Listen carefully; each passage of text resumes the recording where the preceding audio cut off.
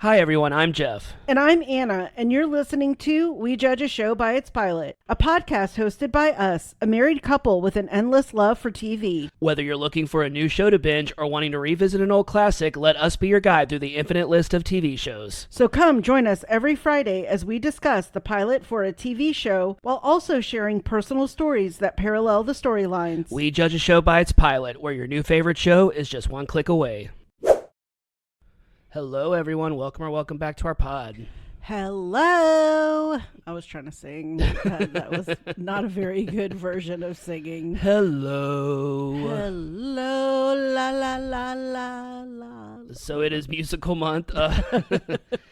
Don't let that scare you. I will not be singing on every pod. It is musical month, and we have a lot of really fun shows this month. And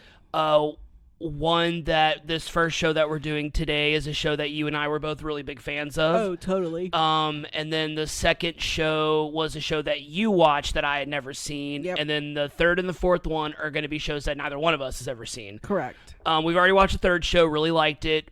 We have a fourth show, we haven't watched it yet. So, anyway, so today we are opening up with a show that you and I are both big fans of. Yep. It was, I'd say, one of the first shows you and I really talked about before other than like we talked about reality TV, we talked about The Challenge. But this was going on when we met. No, it had already ended. It had just ended.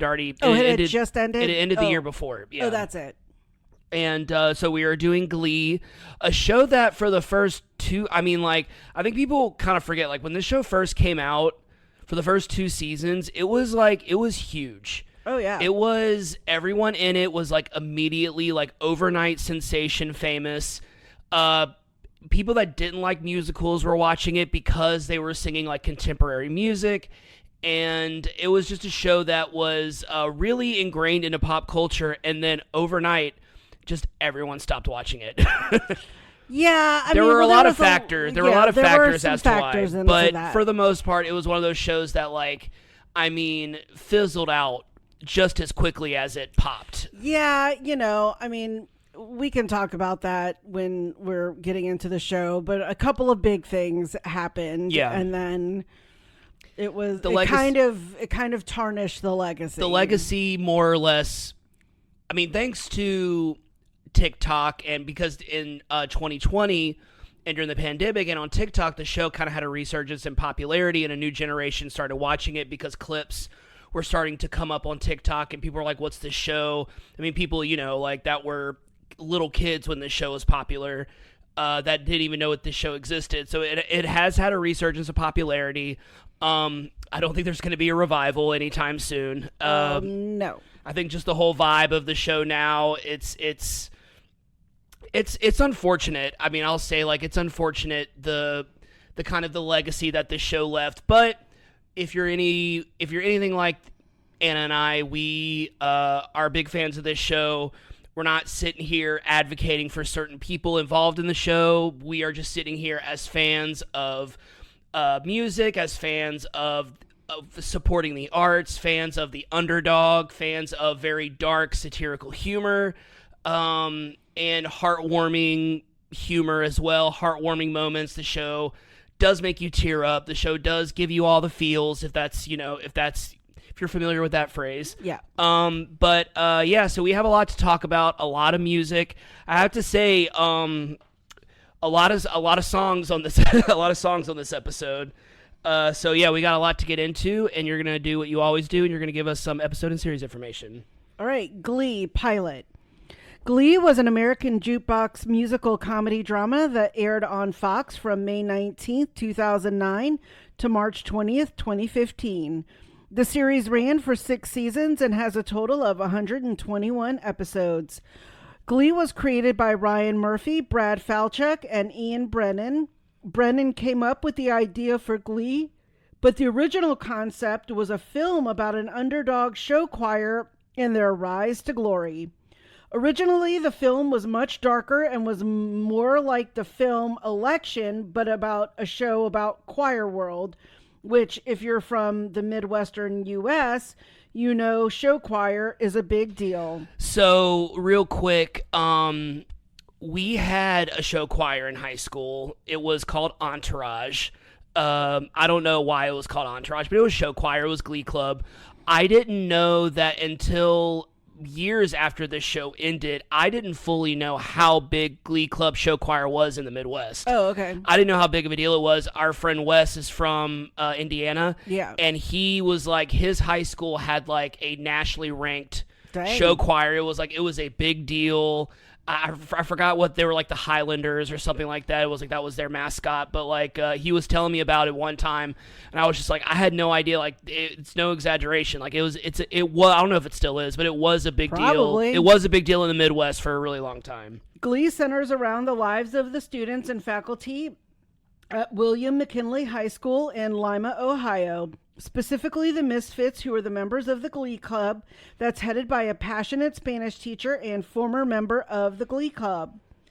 The season 1 cast includes Diana Agron as head cheerleader Quinn Fabray, Chris Colfer as the resilient Kurt Hummel, Jesselyn Gilsig as Terry Schuster, Will's selfish wife, Jane Lynch as Sue Sylvester, the school's over-the-top cheerleading coach, Jayma Mays as Emma Pillsbury, the school's germophobic guidance counselor, Kevin McHale as Artie Abrams, a wheelchair-bound student with a smooth voice, Leah Michelle as Rachel Berry, the overly ambitious self-proclaimed leader of the Glee Club, Corey Monteith as Finn Hudson, the quarterback with a chip on his shoulder, Matthew Morrison as Will Schuster, the Glee Club director with an endless amount of passion and patience, Amber Riley as Mercedes Jones, a confident Glee Club member with a powerhouse voice, Mark Sailing as Noah Puckerman, or Puck, a football player known for being a bully, and Jenna Ushkowitz as Tina Cohen Chang,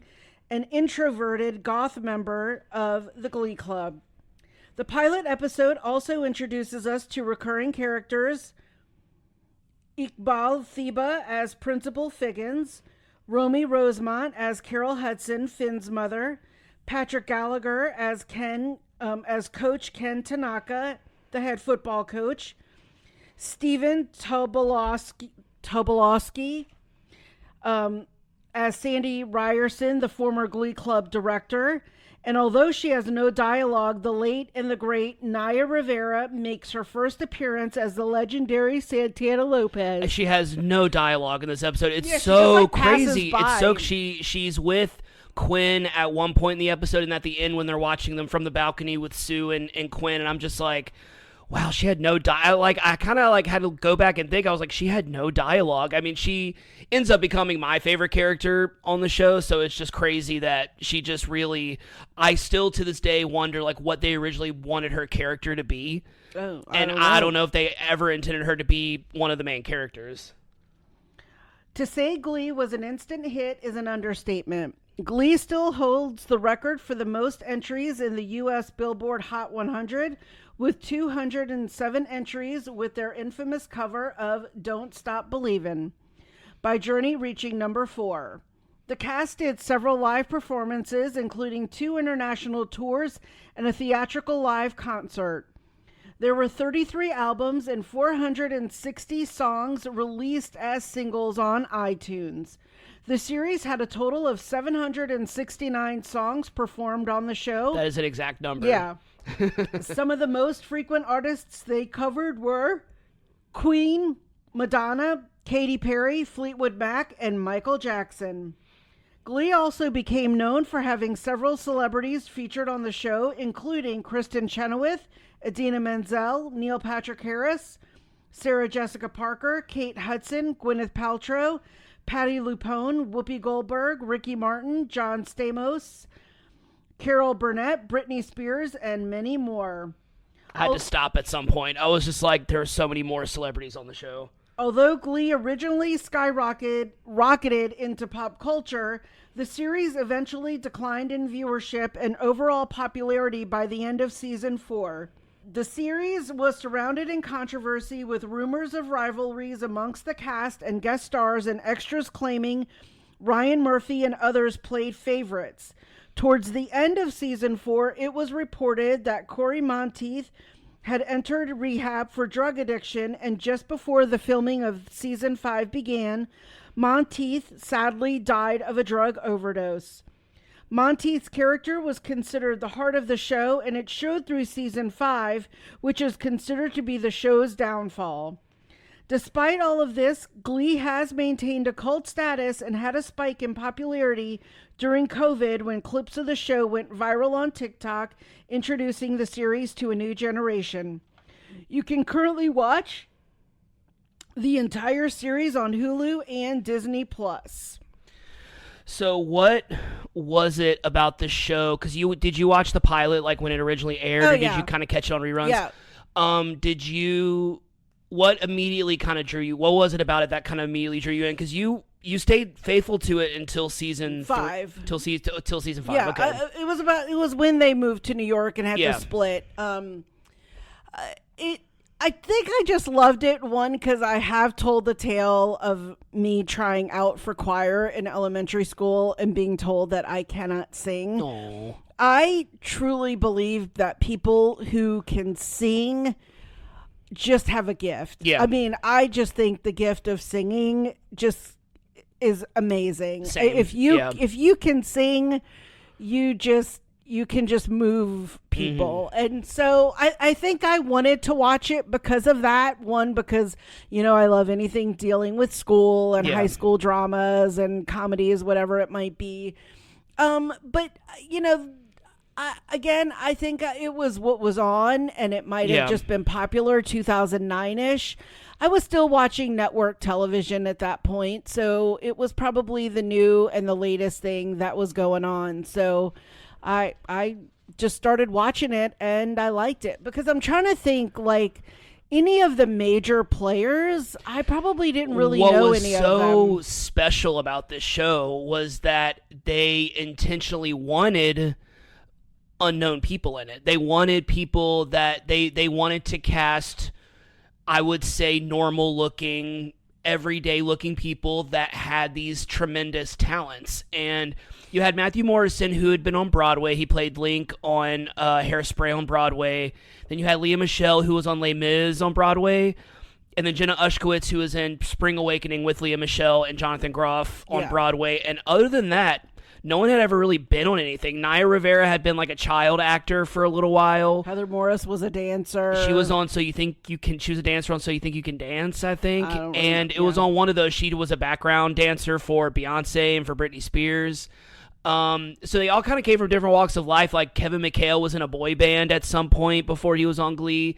Chris Colfer had just graduated from high school. Like he was like 1 year out of high school. This was like the first thing he ever auditioned for.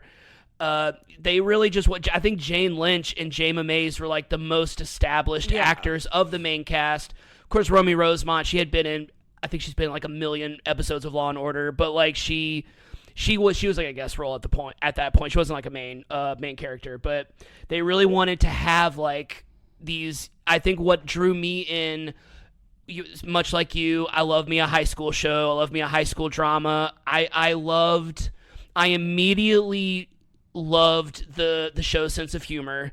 I love Ryan Murphy, love him or hate him. He knows how to write a funny, dark sense of humor, very twisted kind of. You're not supposed to laugh, but you're laughing. Like that whole mentality. Sue Sylvester, I mean, is every the time epitome she opens her epitome mouth. of that.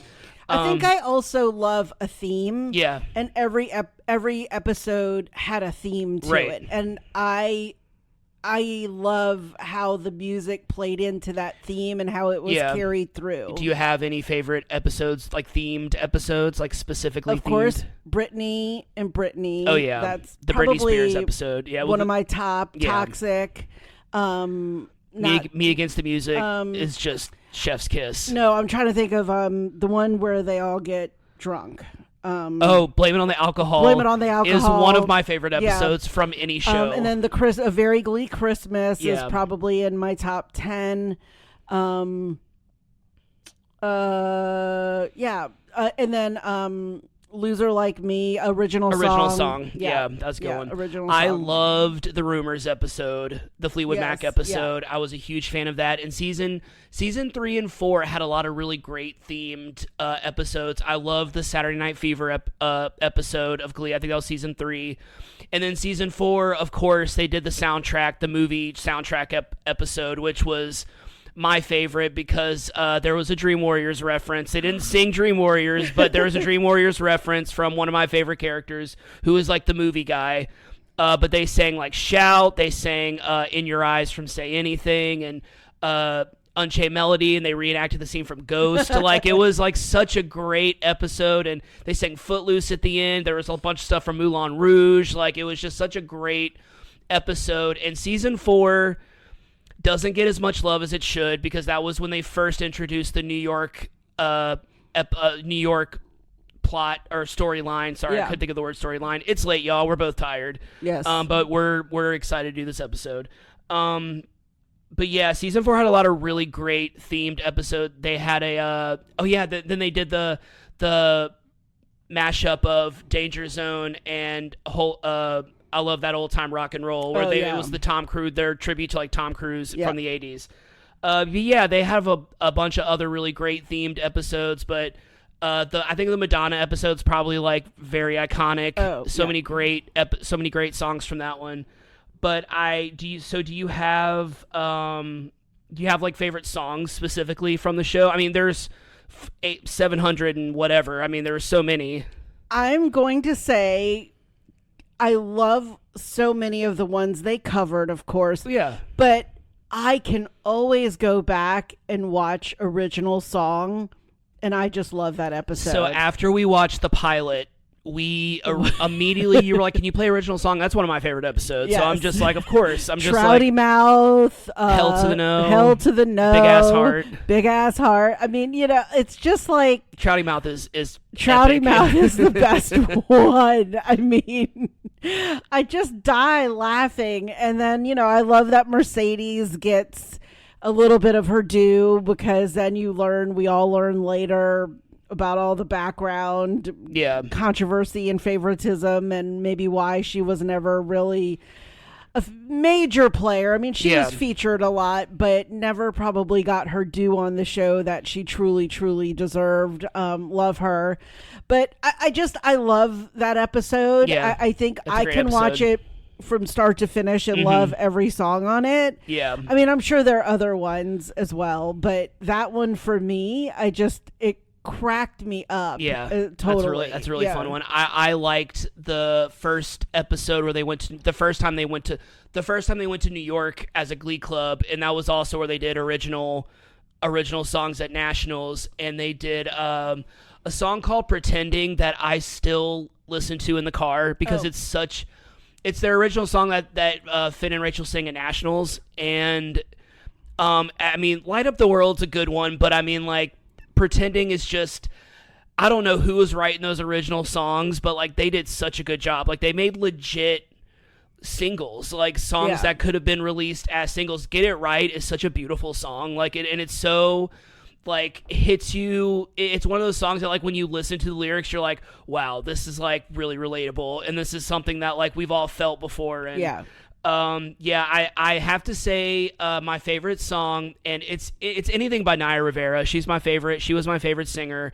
I loved her voice as much as I love Amber Riley's voice. Naya Rivera just had that voice that I just love so much, and her singing Songbird will bring me to tears because it's so sad what happened to her, and so sad what happened to Naya Rivera. And I just remember it was really one of the few times with a celebrity death where I was like, she's fine. They're going to find her. She washed on the shore. Like, she's going to be fine. And when it turned out that she had passed away, I remember being like legitimately upset. I cried. Like, I was upset. I think maybe I've only cried over like 3 celebrity deaths ever in my life. Anton Yelchin, Chris Farley, and Naya Rivera. Those are the 3. Like, I just remember thinking like how it could have happened. Yeah. Like, that whole story of her going out with her son and how she managed to get him back onto the boat, but that she did not have enough strength to get herself up was just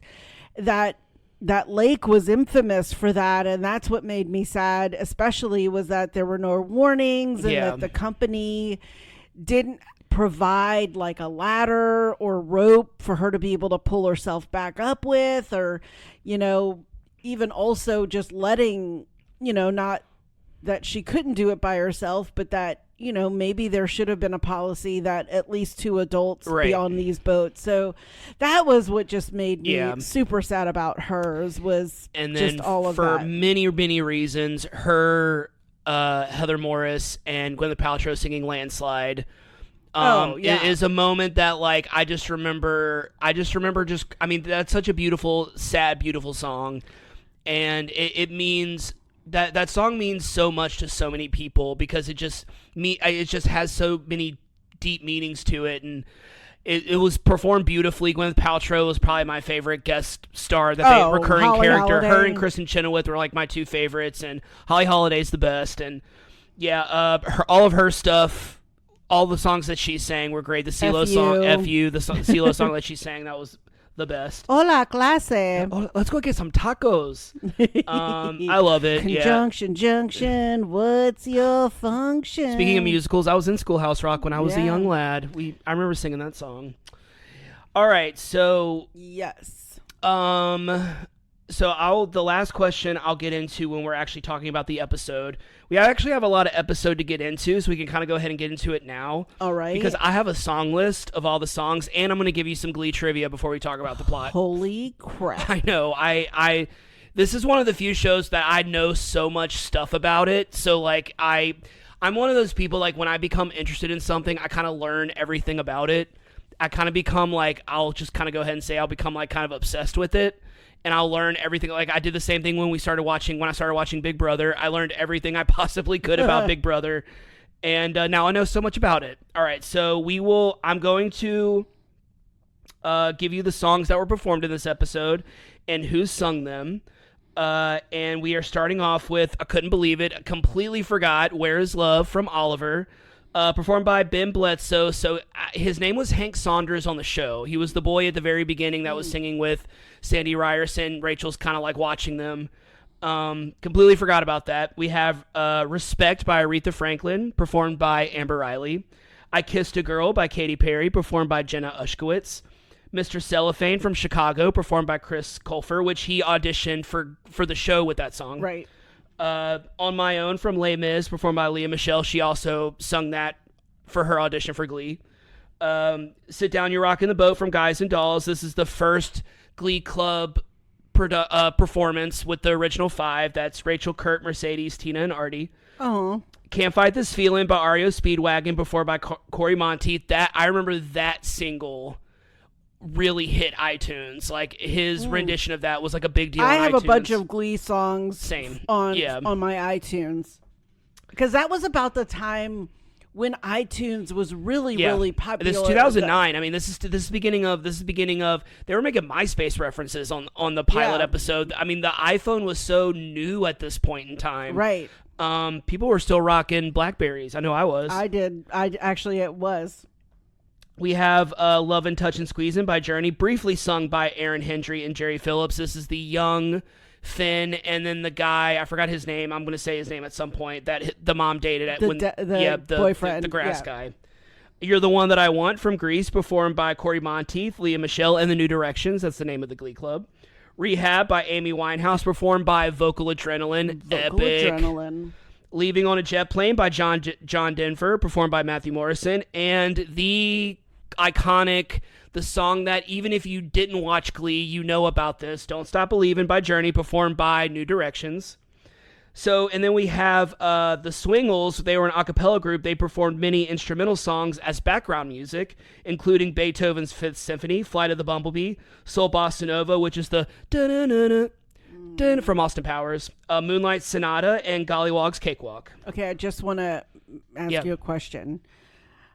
It's New Direction. Yeah.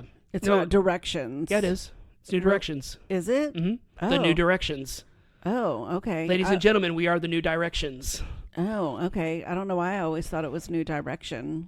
You just got I forgot what it's called. Mandela affected. Okay.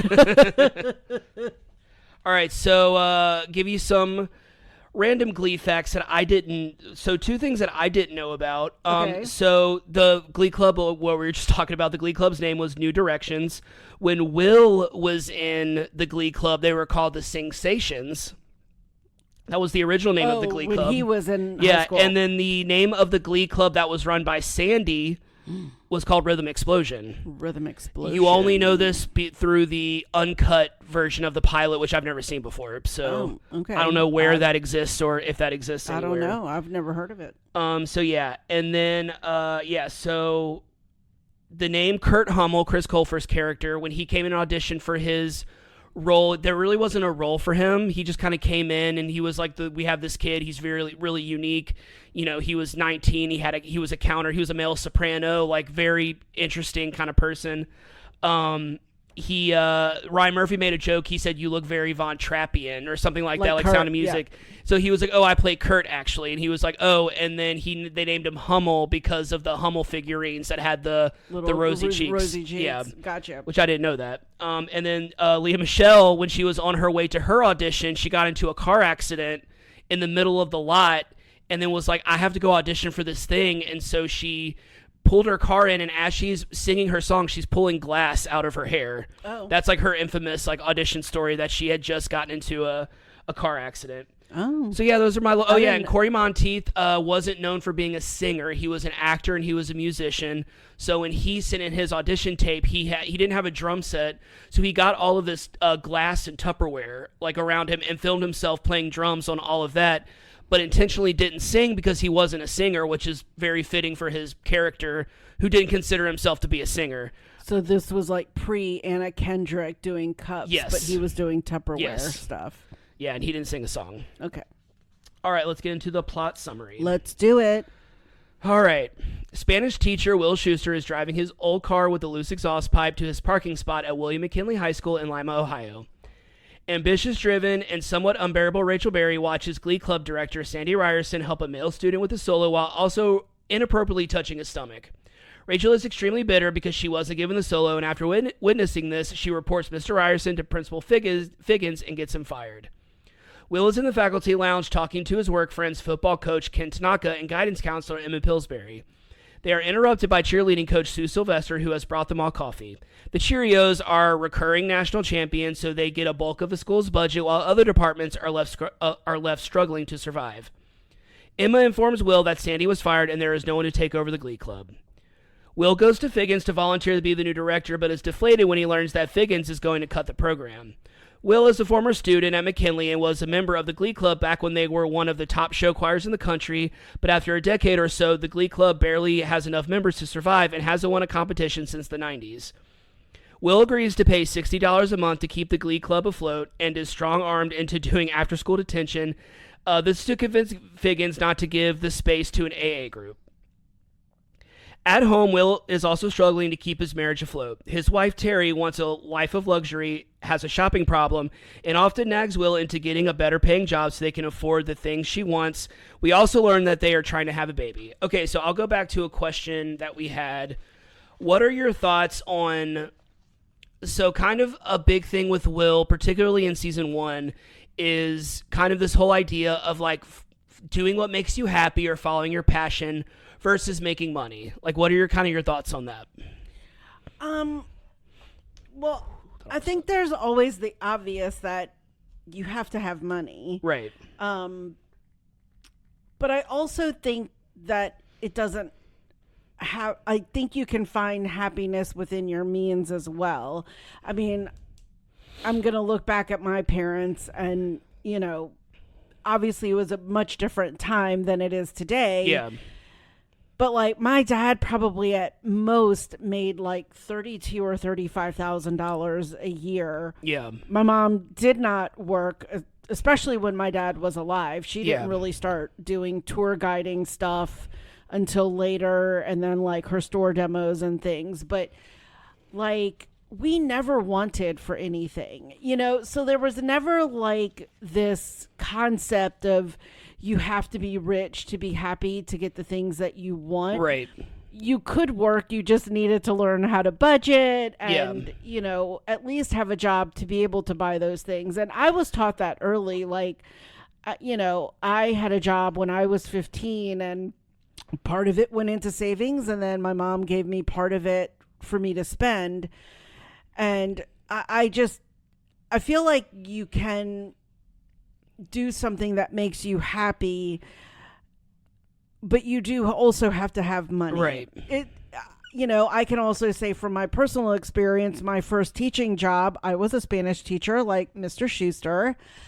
I made $12,000 a year. Yeah. And this was in the mid 90s. And I had a college roommate and she was also a kindergarten teacher and we had fun and stuff, but I don't think I could have kept up with that long term. Right. I mean, there was no way I could live off of, that's like Right. welfare pay.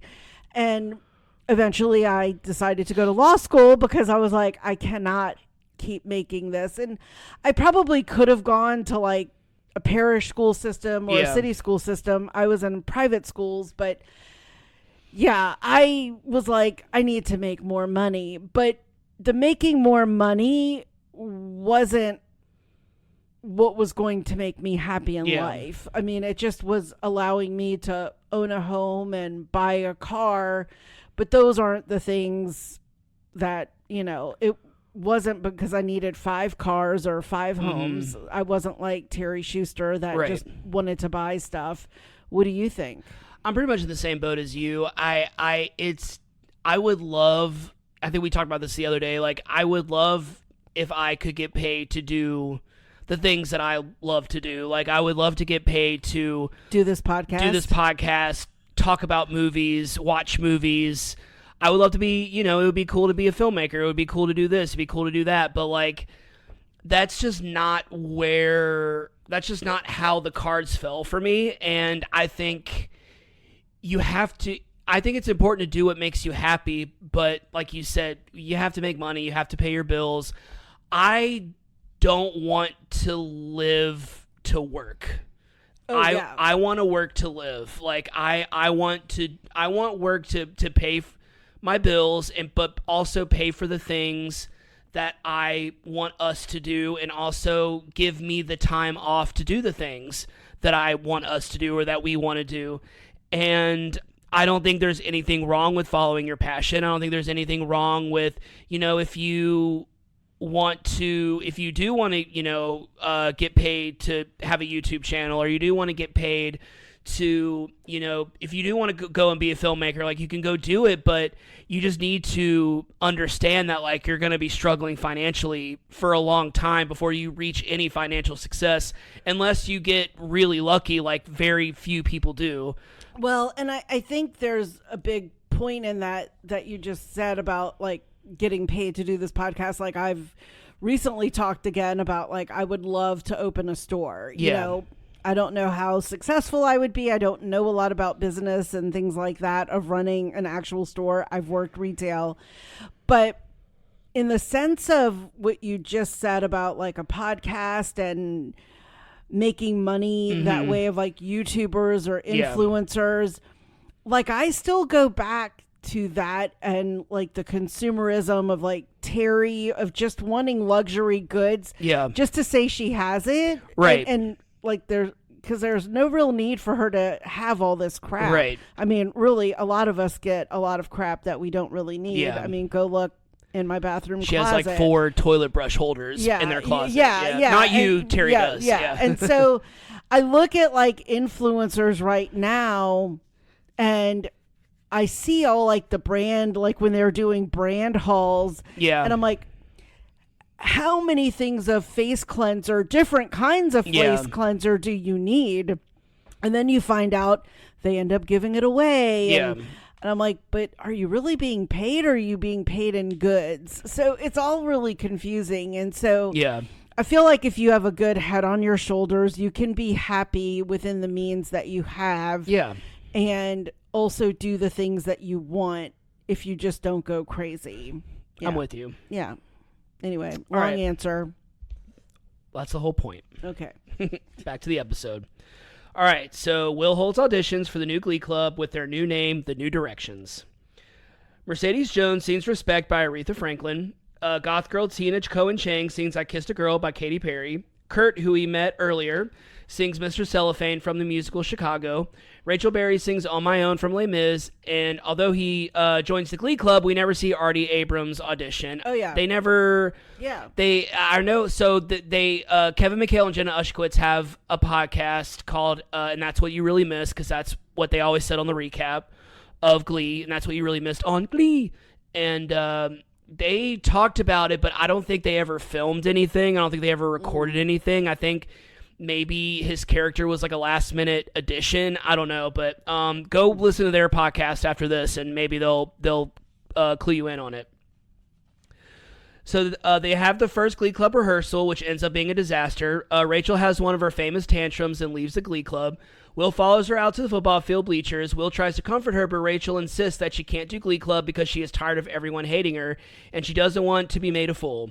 Unless Will can find a male lead that can keep up with her, she doesn't see the point of continuing. She then says the line that became the tagline for the entirety of the show's run, being a part of something special makes you special. Will goes to Sandy for advice on how to run the Glee Club. Sandy isn't much help. Now that he's unemployed, he's become a pot dealer, which he says is much more lucrative than being a teacher. Sad but true, I'm sure. He gives Will a sample of his weed and sends him on his way. Will then gets advice from Emma. Emma says that instead of waiting for students to come to him, he needs to go out and do some recruiting. Will convinces Coach Tanaka to let him talk to football players in hopes that a few will join and give the club more status. The football players laugh it off. A little later, Will overhears Finn singing in the shower. He has a great voice, Will decides to think outside the box to get Finn to join. Will plants the weed sample he got from Sandy into Finn's locker and basically forces him to join the Glee Club in order to avoid expulsion. Finn agrees. So this is just the beginning of the many times that Mr. Schuester really went over the line with his students.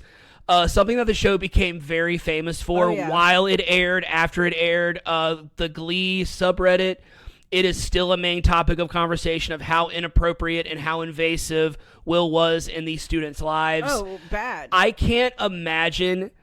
So there have been weirder things on TV shows. So I remember there was an episode of Saved by the Bell. This is a little off topic. There was an episode of Saved by the Bell where Mr. Belding got into a fight with his wife. His wife kicked him out, and so then he hangs out at Zach's house. Okay, yeah. That's his principal. He wants to hang out with the dudes, and it's just like, get out of my house, Principal Belding. Like, what are you doing? We are 16 years old. Get out of our house. Yeah, so yeah, just one of the many, many times that Mr. Schuester was inappropriate with his students. Finn tells us through narration about his past. His dad died in Iraq during Desert Storm, which led to Finn becoming really close to his mother. Finn had an interest in music and singing, but was often stifled by his mother, who was just trying to make ends meet. They both struggled to be happy, but things changed when Darren came into their lives. Darren worked as a landscaper and spent most of his afternoons with Finn and his mother. Darren was an avid music listener, and we see young Finn singing Journey with Darren. Darren tells Finn he has a great voice and he should stick with it. Things change when Darren leaves Carol, Finn's mother, for another woman. After that, Finn began to withdraw from the arts and focused on making his mother proud. The first Glee Club rehearsal with Finn goes well, and everyone is shocked to hear his singing voice. Back at home, Will and Terry have a fight over Terry's spending habits, and she tells him that if he had a better job, then they wouldn't be struggling financially. She says there's nothing wrong with wanting nice things. Terry mentions a job opening with her family's accounting firm. When Will rejects the idea, Terry reminds them that high school is over. She is no longer the head cheerleader, and he is no longer the golden boy. She implies that he needs to grow up and stop trying to relive his glory days. So I kind of agree. So Terry kind of has gotten a lot of like kind of post-show love for her. I mean, she goes off the deep end later in the season. Yeah. So, I mean, like, I'm pilot only. We're talking pilot Terry only. I really kind of understood a lot of what I didn't agree with a lot of what she said with, like, I understand there's nothing wrong with wanting nice things, but, like, it's okay to not have nice things, but at the same time, like, she had a really good point about Will, because a lot of that was Will wanting to relive his glory days. It was a lot of Will wanting to be young again, wanting to, but also like having the passion of, ultimately Will's passion is being a teacher. And so I think that's where Terry doesn't see that. I think she's like, I don't care what your passion is. I want you to make more money. But Right. she is also correct with, you're trying to relive your glory days. It's time to grow up. Like, I get both sides of it, and I think that's why we were both kind of in the agreement of, we want you to follow your passion, but you also need to make money. And like, it's kind of what do you choose? How do you go about it? Things like that. Yeah. But I will say, I agreed with her a little bit during that scene. I'm like, she's kind of right. Yeah. Will decides to take the Glee Club to Carmel High to their school's Glee Club Invitational. Vocal Adrenaline are the current national champions, so it would be wise to check out the competition. After just one performance, that's when they perform Rehab, which is this big, elaborate, double backflips. These guys look like, these students look like they're 30 years old. I know. I was like, how old are these people? They make a joke about it a little later that they intentionally fail these kids over and over again, so they have to stay in high school, which I wonder the legality and reality of that. After just one performance, Will and the Glee Club realize that they are way out of their league. Vocal Adrenaline has a big budget, 5 times as many members, they do stunts, and their choreography is at a professional level. Plus, they sound incredible. Will comes home to find Terry waiting for him with 2 glasses of champagne and a congratulations banner. Terry informs Will that she is pregnant. Will is over the moon and realizes that he has to get a better paying job to afford a baby. I'll give Will that, like, he's just like, okay, I have to get a job now. I have to get a better job now. Will gathers the Glee Club kids in the auditorium and informs them that he is leaving McKinley. They are devastated, except for Finn, who is relieved. Will tells them that when you get older, you learn that sometimes you have to give up the things you love in order to better your life. Now alone on the stage, Will sings Leaving on a Jet Plane by John Denver. Before he leaves, Emma finds him in the teacher's lounge. She decides to show him a video of Will performing with the Glee Club when he was a student. Oh, I know. Emma said that I think they're performing That's the Way, I Like It. That's the song that they're singing. They did a whole disco theme. Emma says that's the happiest he's ever seen him. Will admits that it was one of the greatest moments of his life because he was doing what he loves, but he has to provide for his family. Emma asks him what he's providing for them. The understanding that money is more important, or that the only life worth living is the one you're truly passionate about. Such a great line. That is such a great line. It really bums me out that they kind of ruined that character, but Emma was a great character in the beginning of the series. yeah. She kind of got annoying to me. They just kind of devolved her character after like season 3, I think. Yeah. They kind of devolved that character. Finn informs Rachel that he will not be returning to the Glee Club now that Mr. Shu is leaving. Rachel is disappointed because he is wasting his talent. Later, Finn finds Puck and other football players outside the porta potties by the football field. They have Artie trapped inside and are going to tip it over. Finn has finally had enough. Artie is handicapped and can't defend himself, which makes things even worse. When Finn lets Artie out, Puck asks why he is defending this loser. Finn tells Puck and his friends that they are all losers. Everyone in the school, everyone in this town, and that majority of them are going to spend the rest of their life in this loser town. Finn says he is tired of being who he is and wants to do something that makes him happy. Puck asks if he is quitting the football team. Finn says he is doing both. The football team can't win without him, and same for the Glee Club. Finn and Artie leave, and they see Darren greening the football team while jamming out to "Don't Stop Believin'" by Journey. So when I say landscaper, Darren's the guy that dyes the field green. I don't know if that's a real thing. I think we've talked about that before. Yes, there's green paint for grass. Yeah. We've talked about that before. Finn goes to the other Glee Club members and asks for their forgiveness and informs him that he isn't quitting. He decides to put his natural leadership skills to the test and assigns everyone a job to do their first big number. As Will is leaving the school, he hears music and singing coming from the auditorium. He goes to see what it is and watches the Glee Club do their first big performance, "Don't Stop Believing" by Journey. They sound incredible and look comfortable and natural on stage. Sue, Quinn, and Santana watch from the balcony, and Puck watches from the stands. When they are done, Will applauds them and says that it's good, but it could be better. When they ask if he's staying, Will says it would kill them to watch them win nationals without him. The episode ends with Will's recurring closing line, "From the top." From the top. Such a great pilot. Such a great pilot. The "Don't Stop Believing" at the end. I remember the first time watching that. I specifically remember getting chills. I specifically remember rewinding it a bunch of times because I wanted to keep watching it.